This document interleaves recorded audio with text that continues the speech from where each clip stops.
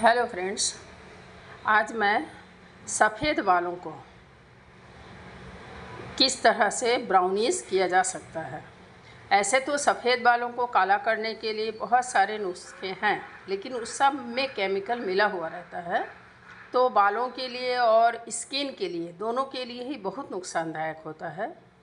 तो मेरा आप सभी से रिक्वेस्ट है कि यदि संभव हो पाए, मेहंदी पत्ता यदि मिल रहा है तो ये पत्ते पेड़ में ही लगे रहते हैं, तो इसका डाली लगाइए, या यदि कहीं भी मेहंदी का बीज मिला है उसको भी मिट्टी में डालने से ही नया मेहंदी का पत्ता उग आता है।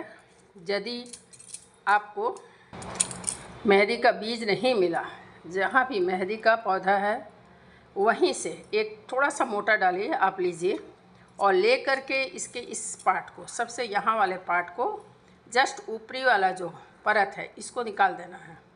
बस निकालने के बाद ये कलम के जैसा तैयार हो जाता है और इसको किसी भी मिट्टी में, अच्छी मिट्टी में, उर्वरा हो, उस मिट्टी में ऐसे करके गाड़ देना है। एक नया पौधा पनप उठता है। तो इसके लिए ये जो सामान है, ये जो सामने वाला पार्ट है, इसको भी तोड़ दिया जाता है। इससे क्या होता है कि यदि हम इसका ऊपर वाला पार्ट तोड़ दिए तो यहाँ से भी इसके गांठ से सिकड़ निकल आते हैं। तो इतना दूर कम से कम मिट्टी में डाल देना है। कुछ दिनों के बाद ही देखिएगा कि इसमें नए पत्ते आ गए। और नए मेहंदी का पौधा जो होता है यह डाल से भी होता है, बीज से भी होता है, और हेयर के लिए तो यह रामबाण जैसा काम करता है। आजकल किसी भी उम्र में बाल पक जाते हैं। तरह तरह की दवाइयाँ लेने से भला है, तरह तरह का स्प्रे लेने से अच्छा है कि मेहंदी का पत्ता किसी भी केमिकल से ये मुक्त है। और इसमें मेहंदी का पत्ता और ये पाती नींबू, इसको दोनों को मिला करके मिक्सी के ग्राइंडर में पीस लेना है।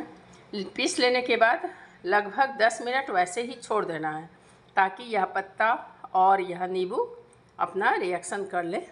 उसके बाद पहले माथा में शैम्पू कर लेना है। माथा एकदम बाल जो है एकदम साफ़ हो रहे हैं, उसी में इस मेहंदी को, ये जो ग्राइंडर में ग्राइंड किया हुआ मेहंदी है, इसी को पूरे अच्छी तरह से बाल में लगा लेना है।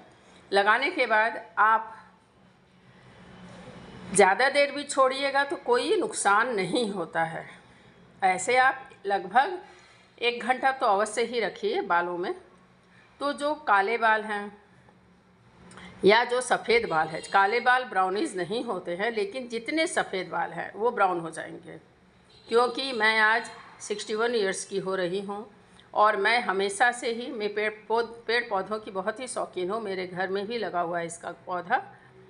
तो यदि मेरे चैनल को सब्सक्राइब करिएगा तो आप देख सकते हैं कि घर में मैंने कितना पौधा लगा रखा है।